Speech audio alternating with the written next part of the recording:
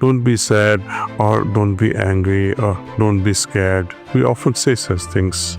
It doesn't really help. You can't simply wipe away someone's feeling just by saying, don't feel sad, or be strong and courageous.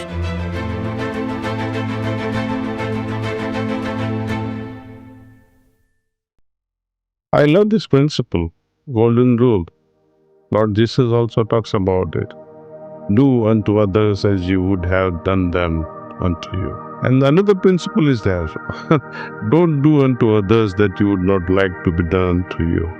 First is golden rule, second is silver rule, because that's one is positive, another has a negative approach. It's beautiful though. When we say or when we expect help from someone, that means I should also have the idea of helping others, isn't it? But should I always follow this golden rule or the silver rule? Give you an example. If you want to help someone, how can you be so sure that what you're doing for them is best for them? I was once requested to help someone guide as to moving to United States for higher education from India. My feeling that she should not go to US, that was very clear. After a few rejections with the US embassy, her visa was rejected multiple times, yet she did not give up. Finally, after many trials, she got the visa to US for further studies. Then when she wrote me an email that, Daaji, I have cleared all the tests, I got the visa. This was despite of my very subtle suggestion, please, this is not the time. She opened up to me and says, of course now I have the visa, but I don't have the tuition fees and money to take care of other expenses. Her father is an acquaintance of mine for years, because we meditate together, etc.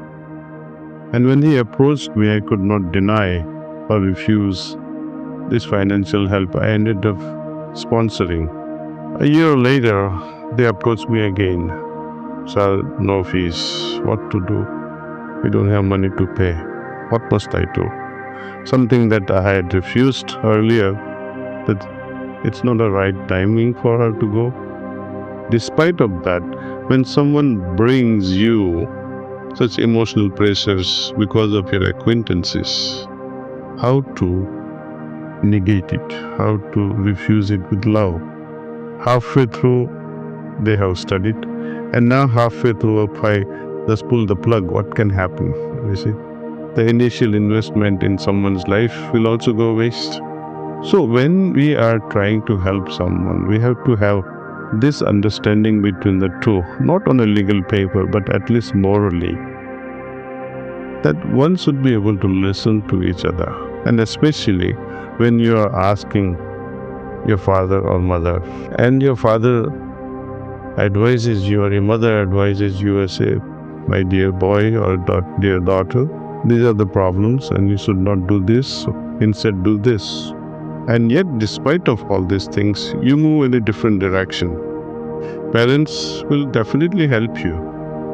But when you find yourself again in some sort of complexities or difficulties later on by not following your parental guidance, you will hesitate, no doubt, to approach help once again.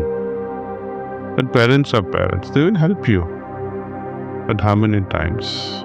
So, principle that I should listen to my parents. I expect my children to listen to me.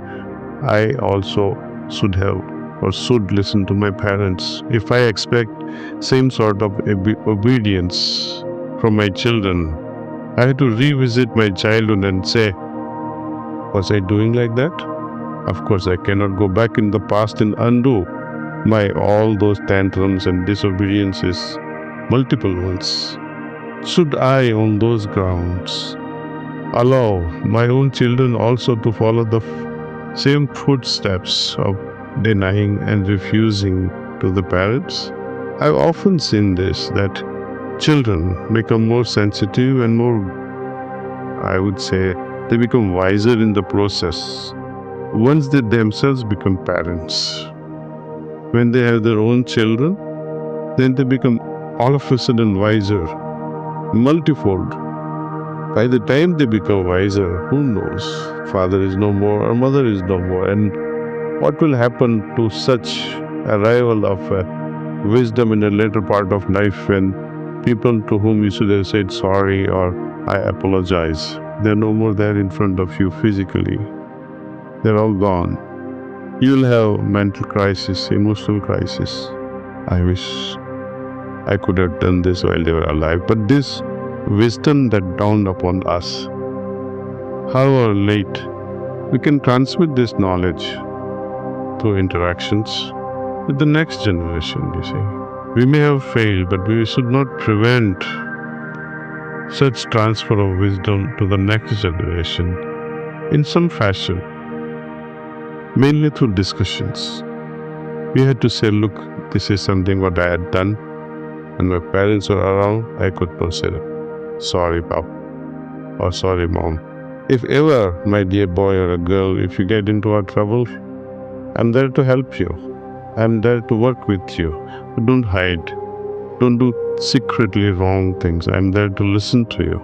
We'll lead this life together happily. I don't want you to create guilt in your life. So, you can have many such discussions. Many stories can be shared with them. Your own personal life stories as well as the stories that you heard, stories that you have read, stories that you watched movies. That makes us, our family, emotionally stronger, and it's worth living life, they'll say. People become happier. The interconnectedness will be felt on a larger scale actually.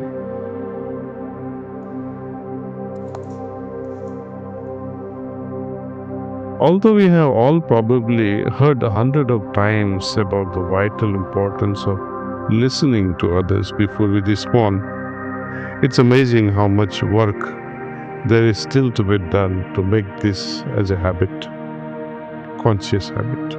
You might now know the book by Dr. Stephen Covey, The 7 Habits of Highly Effective People. Have you? I think if you have not read it, I wish you would take time and share it with your family. One of the effective habits he identifies is seek to understand before you are understood. Let me repeat. Seek to understand before you are understood. In other words, listen first. Try to understand the other person before you start talking about what you think or you feel.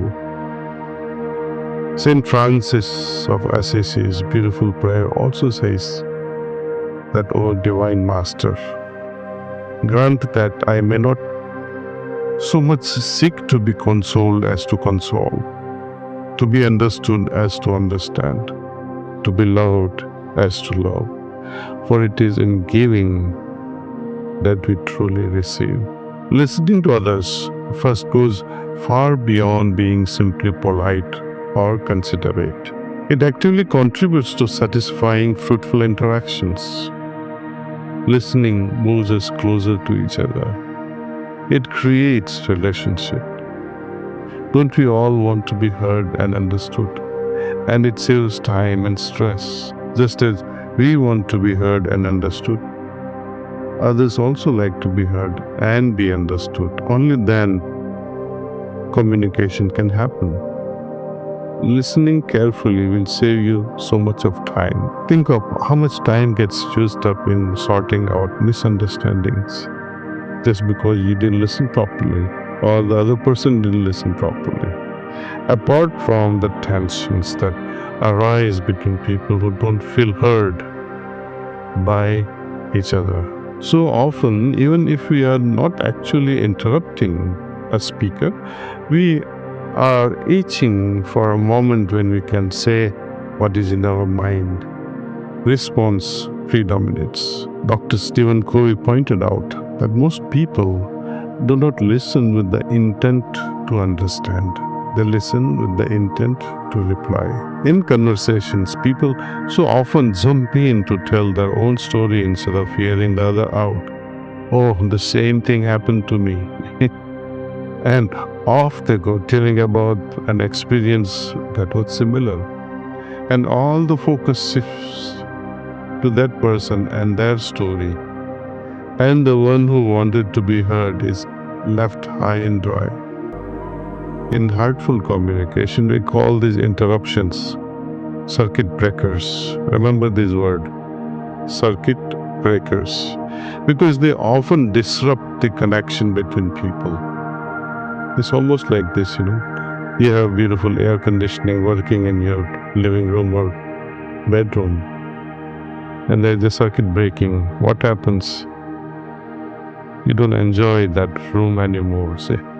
Similarly, when circuit breakers somehow triggers during communications, during discussions, it also interrupts the flow of our discussion. We offer unwanted advice in so many diverse ways. My Adi Guru Pujya Lalaji Maharaj gave us one of the most singular principles of life that he himself exemplified with. He said, I quote, "Never offer advice unless invited, otherwise it is likely to yield bad results. If you find any fault with anybody, pray for his freedom from it." Unquote. So here is his guidance. Instead of giving advice, criticizing, or talking about someone behind their back, we can offer prayer. Most of us are very, very good at fixing or giving advice, and we are not at all good at simply listening. Like when we tell this person who is speaking to us not to feel what they're actually feeling. Don't be sad, or don't be angry, or don't be scared. We often say such things. It doesn't really help. You can't simply wipe away someone's feeling just by saying, don't feel sad, or be strong and courageous. Many of these circuit breakers come out of wanting to settle someone's problem to make it better. But often people need to be fully heard first. Someone told me how, when one of their twins had died, several people responded saying, "At least you have the other one. It's unfortunate though." Empathy doesn't begin with the words, at least. The lady really needed empathy and understanding for her loss of one of the twins. Sometimes maintaining silence, not a single word spoken, can grant someone a heartfelt satisfaction. For example, attending someone's funeral and later on visiting that family every evening. Speak no word. Just be there. That's more than enough.